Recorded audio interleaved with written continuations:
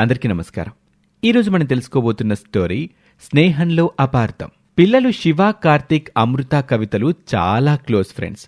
వాళ్లతో ఎల్లప్పుడూ వెంటే ఉండే వాళ్ళ కామన్ ఫ్రెండ్స్ చోటు, వీరులు ఆ పిల్లలింటికొచ్చిన దగ్గర నుండి మళ్లీ తెల్లవారి వాళ్ళు స్కూల్కెళ్లే వరకు వారితోటే ఉంటారు. అలాంటి ఆ చిచ్చరి పిడుగులు ఎప్పుడూ ఒకే జట్టుగా ఉంటారు. ఒకసారి మిట్టు చిలక ఈ స్నేహితులందరినీ వెతుక్కుంటూ వచ్చింది. అప్పటికి ఆ గ్యాంగ్ అందరూ కాలనీలోని తమ ప్లే ఏరియాలో కూర్చొని కబుర్లు చెప్పుకుంటున్నారు.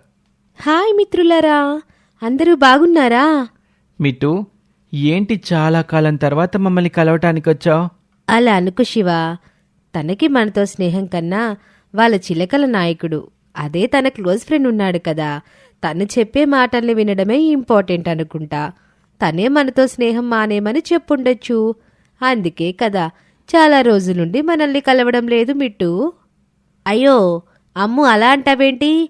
పాప మిట్టు మనసు చాలా మంచిది. తను అలా ఎందుకు చేస్తుంది? అసలు తన ప్రాబ్లం ఏంటో అడగకుండా ఎందుకని తనని మీరు అపార్థం చేసుకుంటున్నారు? మిట్టు వాళ్ళ మాటలు పట్టించుకోకు. నువ్వెలా ఉన్నావు? నేను బాగానే ఉన్నాను వీరు. మనమందరం చాలా మంచి స్నేహితులం కదా. చాలా కాలం తర్వాత ఇటొచ్చాను. అందుకే మిమ్మల్ని చూడాలని వచ్చాను.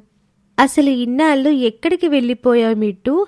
కనిపించలేదు చాలా కాలంగా నువ్వు.